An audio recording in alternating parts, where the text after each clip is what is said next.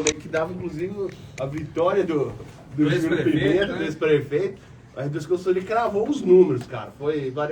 Parecia que tinha bola de cristal, então ele acertou. E também foi nosso parceiro aqui no Destaque Real, né? Destaque Real. Ô, Rodrigo, só antes da gente chamar o Tanhão para a mesa do debate, vamos trazer a participação da Nivalda. Bom dia. O pior é o povo dizendo que a maioria dos governantes que apoiaram o Bolsonaro e ganharam automaticamente, ele tinha que ganhar. Né? Quem apoiou, ele tinha que ganhar na cidade. É uma inverdade que o resultado deu nisso. Eu, particularmente, votei no Zema e no Lula. Acho que o povo está votando mais nos candidatos que o partido. Também concordo com o Pacto com isso aí. Olha, o Ricardo Reis, Tonhão, né? Bom dia, velho. É difícil, velho. Né? É igual o Renato vem aqui, eu chamo ele de vovô. Bom dia, pessoal da Real, amigos, os nossos ouvintes aí também. Vamos conversar de pesquisa hoje. Ô Ricardo, o que você acha que deu essa discrepância toda? Primeira coisa, você acha, muita tem se falando que houve um intuito de favorecer um candidato com isso? Porque o Lula, se você for pegar os números do Lula, eles ficaram dentro ali da margem de erro, né? 48, 50, 51, que tinham dado as pesquisas, ele teve 48. E o Bolsonaro parece que foi muito subestimado. Ele estava com 36, 37% nas pesquisas do Datafolha e do IPEC e acabou batendo 43%. Por que você acha que aconteceu isso? Alguns indícios. Fala um pouco pra gente sobre essas pesquisas aí. Então, pessoal, quando a gente fala de pesquisa, a gente tem que entender a metodologia de cada uma. A do IPEC é uma, do Datafolha é outra, do Datatempo é outra. São várias empresas fazendo pesquisa. E com certeza a gente teve no Brasil empresas que acertaram. Tanto é que o QG político do Bolsonaro tinha pesquisas deles mostrando essas possibilidades. Não foi uma novidade também que o IPEC errou e que o Datafolha errou. Da mesma forma que, você falou de Ouro Preto, é muito mais fácil a gente acertar um resultado na tendência na cidade menor, né? Menor do que no país continental como o Brasil. Eu vou passar aqui só algumas hipóteses que eu fui levantando para a gente ir conversando. Por exemplo, para a pesquisa ser o resultado ficar fiel, a amostra tem que ser bem significativa e ser bem correta. Distribuída, milhões né? Na região Nordeste, tem que representar da mesma forma no Sudeste, população por sexo, por faixa salarial. Talvez tenha dados também na parte de formação da amostra que estão atrapalhando. Outra questão, o Bolsonaro veio com 43, poderia vir até 41, né? Tem uma empresa que acertou, que foi a Paraná Pesquisa, que dava ele com 42. 40. E o Lula com quanto? Com 47. 47? Então essa praticamente cravou, né? Vamos defender também as empresas de pesquisa, né? Aí, ó.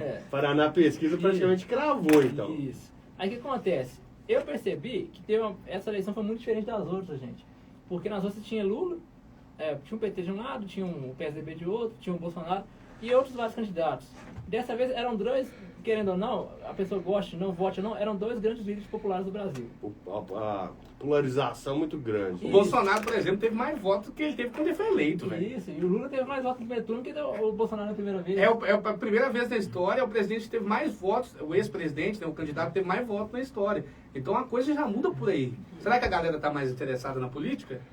Está participando mais e está acompanhando mais a população já conhece o Lula como que o Lula governa, uma parte que é o Lula governando. A população conhece o Bolsonaro, outra parte que é ele. Não quer mais experimentar também. Ainda mais quando vem com muita promessa. O que acontece? O Lula estava com as pesquisas 50%. Está próximo de ganhar o primeiro turno.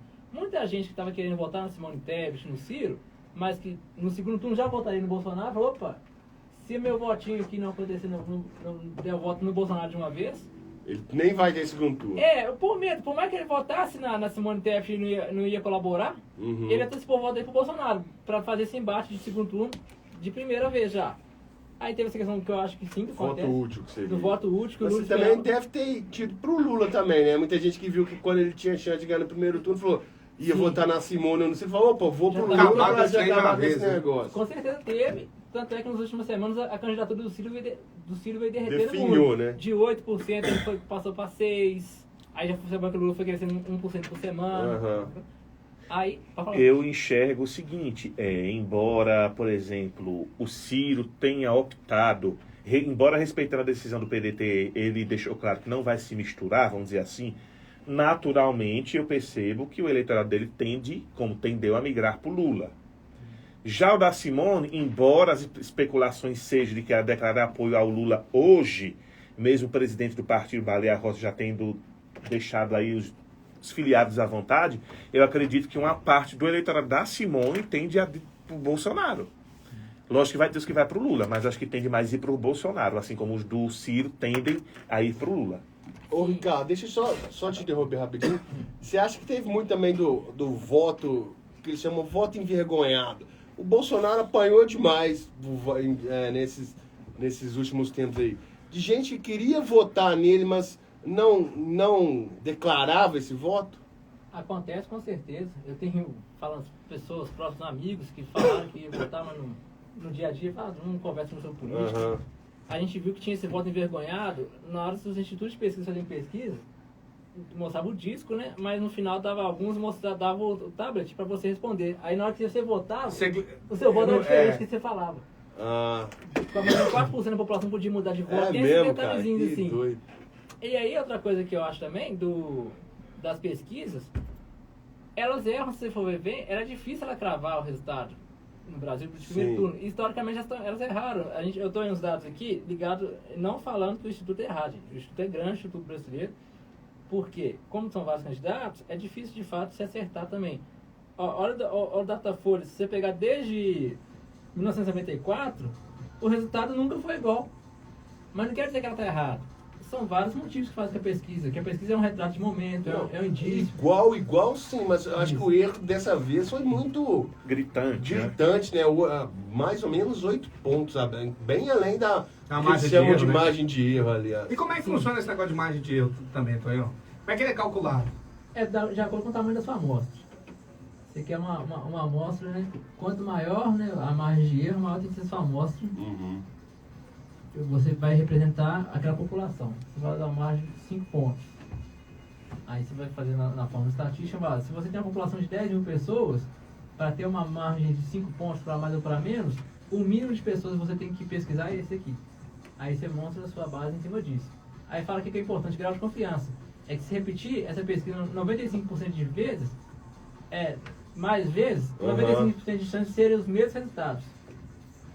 Esse que é o caminho. Então, a pesquisa que tem lá 5% de margem de erro, se ela for repetida algumas vezes, ela tem 95% de chance De gerar os mesmos resultados. de... Dentro dessa oscilação. Não igual, mas dentro da oscilação. 2 para mais, 1 para menos, meio para mais. Então, mais ou menos, em 100 pesquisas, 95 darão o mesmo resultado. Mesmo vencedor, vocês podem ver, gente, que querendo ou não, os resultados, eles convergiram muito com a vitória do Lula. Aham. Com 48%. Isso já era muito esperado. Então é que você pode ver que foi uma decepção. E pesquisa também mexe com sentimentos. Muitos eleitores do Lula estavam prontos domingo para tomar sua cerveja, para fazer festa. Mas ainda faltou pouquinho a coisa. Por mais que o Lula tivesse... tenha ganho no primeiro turno, o sentimento de vitória foi mais pro lado bolsonarista, né? Devido às pesquisas. Exatamente. E fora que o bolsonarismo... A composição do Congresso Nacional, né? No Brasil. Sim, você acha que o bolsonarismo foi meio que subestimado também? Não só levando-se em conta a pesquisa eleitoral, mas levando-se em conta a formação do Congresso e do Senado, principalmente, que acho que o PL tem 8 cadeiras agora, né? Eu acho que foi subestimado. O bolsonarismo é um fenômeno novo. Ele chegou a assumir um campo conservador do Brasil, que muitos políticos eram conservadores, mas não tinham coragem de falar, sou conservador. Ele pegou uma pauta que pessoas chamam de direita convencional. Não, eram pessoas que não tinham coragem de assumir. Ele chegou e assumiu e tem seus seguidores no Brasil. Outra coisa que eu acho que está sendo pouco ainda, que é um momento de 4 anos, a gente vai fazer pesquisa em cima de eleições, é difícil ainda. A força da internet. Como você justifica um candidato de BH, que é o Nicolas? O Nicolas lá, 1 milhão de votos. 1,5 milhão, né? Quase 3 mil votos no Rio Preto. Nem se você veio fazer campanha na cidade, você tá entendendo? Ele teve aí no sábado, a praça tinha lá uns 50 pessoas. Teve ele e o Bruno Engler, tinha umas 50 pessoas. Se tinha 50 pessoas na praça. Essas coisas são interessantes de movimentar. A cabeça do eleitor, gente, não é uma coisa assim exata, vai botar. Movimento. A gente fala de São Paulo, aquela Joyce Hasselman, ela ganhou 1 milhão de votos em 2018. No que ela rompeu com o Bolsonaro, Perdeu fragosamente. ela veio com 13 mil votos. 13 mil? 13 mil? O que ela pensou? Por pior que seja a gestão, a legislatura dela na Câmara, ela sair de 1 milhão Despencar. para 13 mil. 13 mil é muito pouco voto para quem teve 18 mil. É uma coisa a ser estudada. Eu acho sim que o bolsonarismo tem que ser estudado, veio para ficar, tá bem claro isso. Acho que o bolsonarismo tá maior que o Bolsonaro. Tá, o Bolsonaro dá voz pro bolsonarismo. Aham. Ele dá voz. Ô, Tonhão, Tanto é que o próprio filho dele teve menos votos do que da última vez. o Guilherme Boulos teve mais voto do que o filho do Bolsonaro. O filho do Bolsonaro foi o terceiro deputado federal mais votado de São Paulo. O primeiro foi o Boulos. O segundo me foge aqui a memória, mas foi uma mulher, se eu não estiver equivocado. Em terceiro, o Bolsonaro. Em quarto, em quinto lugar, foi a mulher do Sérgio Moro. Viu? Então, mas em São Paulo parece que o erro foi maior, né, das pesquisas, porque eles davam como o segundo turno, mas com o Haddad à frente. Acabou que foi ao contrário. E para presidente também, né? Inclusive, sim. a presença do Alckmin como vice na chapa se mostrou inútil. Isso. Eles ganharam na capital, mas não ganharam por interior, que era a Isso. grande aposta do PT, que é o Alckmin de vice. Eu acredito nessa possibilidade. Não estão estudando bem esse fator bolsonarismo, essa força está sendo subestimada na hora de fazer a pesquisa. Teve movimentação de última hora, claro, mas você tem que perceber também a seguinte coisa. As pesquisas elas vão sendo feitas diariamente, semanalmente. O Tarcísio vem crescendo. Apareceu pelo muito semelhante com o que foi com o Zema em 2018. Sim. O eleitor do Bolsonaro já quer ganhar a eleição, o Tarcísio está comigo. De última hora, tem aquela conversa familiar, tem um encontro, tem um debate final. Essa movimentação que o Tarcísio estava crescendo já era bem visto. Não surpreendeu ele para o segundo turno. O que surpreende, claro, é o tamanho da votação. Foi muito mais. E ultrapassado foi uma o Haddad, derrota, inclusive. de fato, né? foi uma derrota para o PT. Você pode ver na entrevista do Haddad depois. A cara dele não era uma semblante Melhores satisfeita. amigos, não. E o Tarcísio, a gente não consegue afirmar como é que é eleito governador de São Paulo. Ô, Tonhão, pelo caminhar e o desenrolar das pesquisas, você acha que o número de abstenções ele vai aumentar ou ele vai ser o que vai decidir, assim, a eleição? Porque a gente viu um número absurdo de abstenções, Só né? complementando a pergunta do Romulo, se essas abstenções também, esse número grande de abstenções, pelo fato, não sei se esse raciocínio é correto, mas o eleitorado do Lula é um eleitorado mais humilde. Então a chance de ter abstenção desse eleitorado seria maior. Isso pode ter influenciado nas pesquisas também? Influencia, claro que influencia. E tem um risco no segundo turno, que a gente sabe, principalmente as populações com maior carência, sem poder tanto aquisitivo, talvez não vai ter dinheiro para ir votar. Tem a preocupação no segundo turno. Teve uma votação até expressiva, que a abstenção era comum nas eleições. Esse número de 20% já é o normal, mais ou menos? Aqui a 30% da população de pretos eleitores dá isso mesmo, normal. Só que a questão é a seguinte, é a população ir votar. Se a população que votou no Lula no primeiro turno, todo mundo chegar e votar de novo no Lula, a situação do Bolsonaro fica muito difícil, mesmo tendo as cores do Zema em Minas Gerais, do Garcia em São Paulo e do Castro no Rio. É porque se mantém, né? E não vai ter alteração. Dificilmente o cara vai virar o voto. E a gente tem 8 milhões de votos entre Simone Tebet e Ciro. O Bolsonaro tem que ganhar 90% dos votos. O Ciro, aí já É um trabalho complicado. Mas é possível, não é? Digamos assim, o Lula precisa de metade da Simone Tebet pra ganhar. O Lula né? precisa de 2,5 milhões, né? Pra bater os 50%. Estamos próximos. E tem uma questão também, que eu tenho percebido com pesquisa, e que pode ser. Tem que ser estudado, claro, mas é com o Bolsonaro que questiona muito as pesquisas, Datafolha, etc. Então, a gente percebe também que a gente não quer responder pesquisa. Ontem mesmo passou uma reportagem no jornal. O censo ele vai ser prorrogado por causa disso. Isso. As pessoas não querem responder o recenseamento, velho. Aí pode ser que pessoas de determinado candidato não estão respondendo. Pode ser participações de outros meios, indicando fulano não responde pesquisa, não atenda. Isso atrapalha o resultado final. Só que, defendendo mais uma vez a pesquisa, se a gente não responder pesquisa, essa do IBGE e qualquer outra que for ligada à questão social, nós mesmos seremos prejudicados. Como a gente vai nos conhecer como sociedade para criar política pública, criar direcionamento de ações depois e avaliação dos resultados também. Ô, Tonhão, sintetizando, por uma pesquisa ser bem feita, uma pesquisa o cara entender lá em casa, aí o cara fica assim, o Brasil tem 160 milhões de eleitores, aí pesquisou só 2 mil caras, esse tanto é errado, não sei o quê. Se fosse para pesquisar todo mundo que tem direito a voto, isso chama eleição. Não é pesquisa. E nessa parte, se você faz uma pesquisa com todo mundo, é eleição de caráter censitário, que seria. Só que é outro perfil. Essa pesquisa que a gente faz, as empresas fazem no Brasil afora, no mundo inteiro, é uma técnica da estatística que chama amostragem. Você faz um recorte da sociedade, mas seguindo o mesmo perfil. Igual no Ouro Preto. Por que a gente acertou no Ouro Preto 2 vezes já? Porque a gente vai no IBGE, pega bairro tal, mora tantas pessoas, tantas mulheres de faixa etária, tantos homens de faixa etária. Aí a gente descobre quais são os bairros mais representativos. Aí você descobre, esses bairros juntos aqui representam 80% da população, junto com os distritos.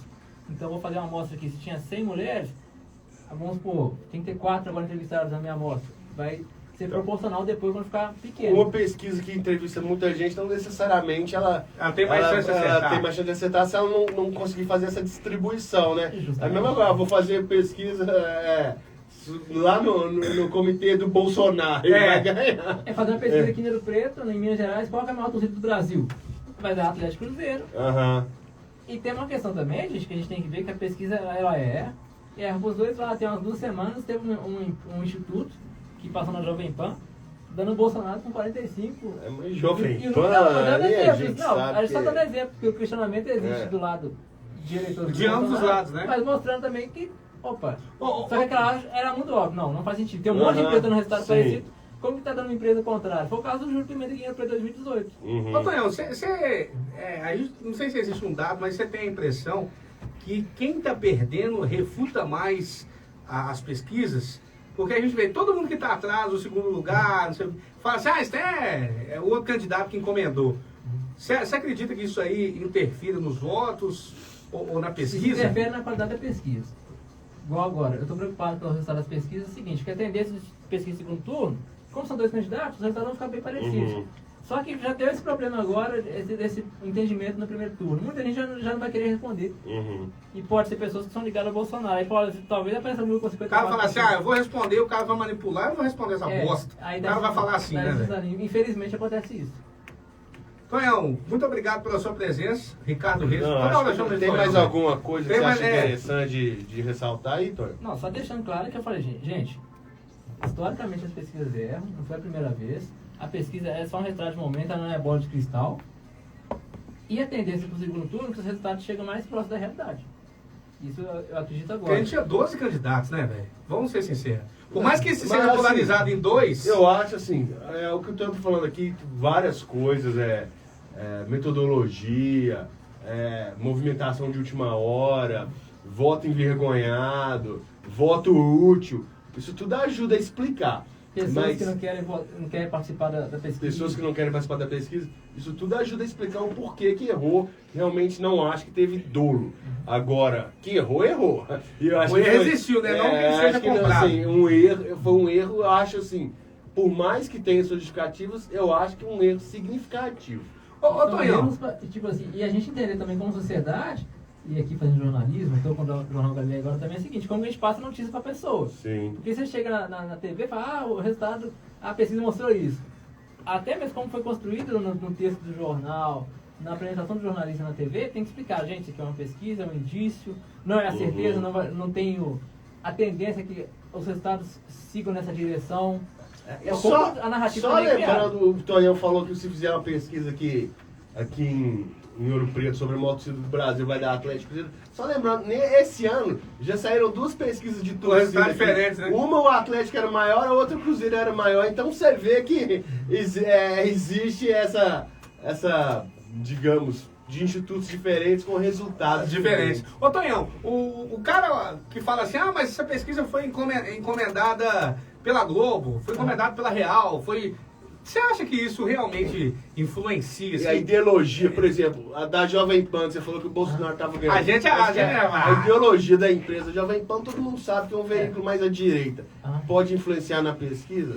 Eu Você acho que fala não. no sentido de o contratante tentar induzir a empresa contratada a favorecer o candidato relatório? Talvez ele falar assim, pesquisa mais do Morumbi aqui, Ah, pesquisa tá. mais lá no Alphaville. Não, eu acho que eu não acredito nesse ponto. Porque Se o Instituto for sério, não, o né? Instituto trabalha pro PT, pro PSDB, pro Bolsonaro, trabalha para quem foi, vai dar os mesmos resultados. Uhum. Tanto gente, que você pode ver que essa estratégia... Aí é de questão campanha- do cara publicar ou não, né? Se der Isso, ruim pra ele, ele isso. publica ou não. Aí né? vai do caráter da pesquisa. A gente passou por isso no Ouro Preto. Uhum. Vai do caráter da pesquisa. Não é que a Globo contratou... Não é porque a Globo em si ela não ganha com o Lula ou com o Bolsonaro, ela ganha com a notícia, ela ganha com o pessoal assistindo, clicando no Isso site. eu falo, o G1. povo xinga muito a Globo. O PT xingava muito a Globo, É, chamava é. de Globo golpista, não sei o quê. E Na agora, Copa lá, velho. agora o Bolsonaro xinga muito a Globo, sinal que já tá bem. Não, e os institutos de pesquisa, eu tô até procurando aqui se eu vou achar, agora eu não tô com dado aqui. E- Eles, tipo assim, não foi só a Datafolha e IPEC. Você pega Quest, Genial, Ideia, ligada à revista Exame, várias empresas que são ligadas ao setor financeiro, digamos ao mercado financeiro, não gostam do Lula. Uhum. Várias empresas quando A economia, a Bolsa de Valores, depois da vitória do Lula. Um abraço para Wanda Eleitor, que ele tá me ligando aqui para falar que ele tá assistindo e ouvindo a gente. Ah lá, já até desligou. Ô Tonhão, a gente viu a Bolsa de Valor depois, isso aí que é da economia, depois que o Lula venceu o primeiro turno, vamos dizer assim, ou conseguiu levar para o segundo turno, o dólar caiu, a Bolsa de Valor melhorou pra caramba. Então, você acha que com a vitória do Lula... Economicamente falando, agora já mudou. O Ricardo é economista. É economista. Você acha que com a vitória do Lula, ela vai ser melhor ou pior para a economia? Eu queria que você fizesse essa análise. Do Lula e do Bolsonaro também. Quem você acha que vai ser melhor para a economia? Economicamente falando. Olha, gente, quando você vê, a Bolsa mexeu, a Bolsa não mexeu. E o que isso significa também, traduzindo para o afegão médio que está ouvindo a gente? A Bolsa, digamos, o mercado financeiro já conhece o governo Lula. Não vai ser diferente do que foi a primeira vez. E indo para o segundo turno também, o Lula vai ter que fazer mais concessões a setores de centro, ao mercado financeiro. Ou seja, o pessoal também já está ajustando o que vai ser no futuro. Não tem essa desconfiança, tanto ao Lula quanto ao Bolsonaro. A diferença, tipo assim, para a gestão do país, no dia a dia, no básico, a diferença é essa questão do Bolsonaro é um candidato que está abertamente defendendo privatização da Petrobras, privatização de algumas empresas. O mercado financeiro pode ganhar a mais com isso e ter interesse.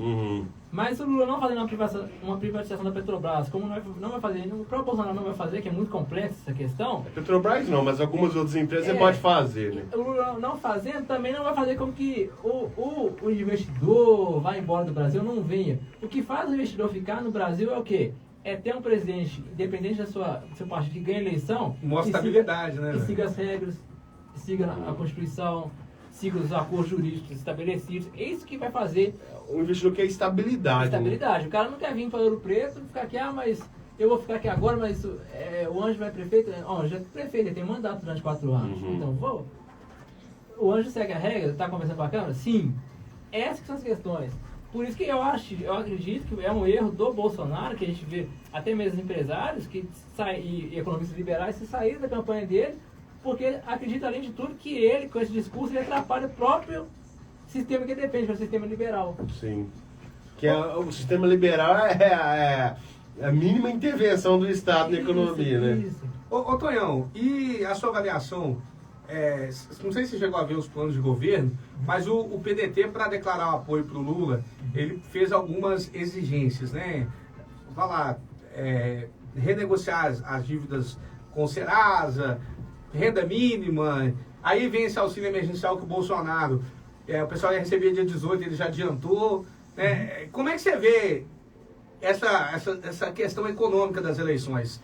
Né, principalmente dos candidatos que estão agora no segundo turno, a avaliação sua do Paulo Guedes, a avaliação sua que já viveu no governo Lula, uma comparação assim, sintetizando ambos os lados. A questão econômica é importante. Só lembrando, antes de eu responder, que são momentos econômicos mundiais totalmente diferentes. São momentos diferentes e são propostas também diferentes. Quando se fala... Porque, gente, o economista em si também tem que dar resposta e ele vai falar, vai acontecer isso, vai acontecer... É igual o Paulo Guedes fala que tudo tem que fazer não é tão simples, receita de bolo, né? Tanto não é tão simples assim. A diferença do governante é como que vai lidar com o orçamento, para quem que vai direcionar o orçamento. A época do Lula teve um ganho, já foi começado também com o Fernando Henrique, de alguns gastos com questões sociais. Tipo Fome Zero, virou Bolsa Família e continuou. Bolsonaro agora aumentou como medida provisória e com a PEC que conseguiu esse ano em julho, um valor de 600 reais até dezembro, agora chama Auxílio Brasil. O Ciro Gomes tem a proposta, né, que o Lula vai incorporar agora, de tirar a pessoa do SPC, facilitar o acesso a crédito, tá? Aquela proposta da Simone Tebet de 5 mil reais para todo mundo que formasse ensino médio, você acha que aquilo é viável? Era inviável. Era inviável porque... De professor, não sei se é a Tebet ou a Trônica, de professor não paga imposto de renda. Inviável. São propostas que já foram estudadas, são inviáveis, só que esse que é o problema. no primeiro turno você tem candidatos demais, não é um problema, é democracia. Uhum. Eu posso prometer tudo é fácil, eu vou Tem fazer... que O cara ter tem o que fugir. atrativo, né? O cara foge da bolha do que o outro tá prometendo e promete um apareceu um astronauta. negócio- Você pode ver que no segundo Estratosfera, turno né? o debate já vai ser mais equilibrado. Uhum. Não vai ser... Se tiver debate, né? Mas vai ser nesse sentido. O Bolsonaro tá com o seu auxílio emergencial. Equilibrado falar, nesse momento, né? no Brasil, viu, Não Tonho? vai poder falar que vai dar um auxílio de R$1.500, R$2.000, sabe? Tipo assim. E aí eu avalio nessa questão. Entender que a economia também é um processo. Uma coisa que é feita hoje, o impacto dela só vai vir daqui a 10 anos. E diferenças claras. O famoso a conta chega, né? Não só quando chega. Chega positivamente também nesse sentido. Você cria uma política pública hoje que lá na frente o país vai ganhar com isso. A gente tem que caminhar nesse sentido também. E vamos entendendo agora, claro, o Lula representa uma linha mais desenvolvimentista, que é o Estado mais presente na economia, que é o Estado financiando obras públicas. O Bolsonaro não, o Bolsonaro, o próprio Zema, quer seguir em outro caminho. Que é mais liberal. O Estado interferindo menos na economia. Exatamente. E a gente vai, aí a resposta é, qual que é a prioridade de orçamento, principalmente essa população mais carente, onde a população mais carente vai ser lembrada. Isso que pode definir o ponto. Gente, eu acho que a gente fez isso aqui, coisa que pouquíssima gente fez, né, nessas eleições, que é discutir De forma saudável não, e- economicamente, Sim. mostrando o que cada lado propõe economicamente, sem entrar em debate ideológico, que é assunto No campo das ideias, né, Rodrigo? Cara, obrigado, Tonhão. Foi muito legal sua participação aqui. Quem tá ouvindo, vendo a gente aí na live, valeu. Quem tá ouvindo no rádio, obrigado também. Beijo! E já Elvis, né, É isso. Rodrigo? Valeu, Sandrinho. Um cheiro para todos vocês. Tonhão, obrigado pela bem-fazer participação. Aos ouvintes, gratidão pela audiência. E até amanhã, se Deus quiser. Ele há de querer, porque a gente alimenta o quê, Rominho? Alimente nossa fé e seus medos morrendo de fome. Amanhã tem real entrevista, não é isso, Rodrigo? Tonico Simões. Valeu, Tonhão. Um abraço. Esse programa, meu filho, já Já é Elvis. Bom demais. Você ouviu? Aí, igual, por exemplo, a Paraná Pesquisa deu 47%. Eu não achei esse negócio pra te mostrar na hora. Encerra aí, Sandro. Deu lucro com 47%. Tchau. Tchau. Ah, tá bom. Tchau. Faz igual o Teletubb. Tchau. Agora como é que é?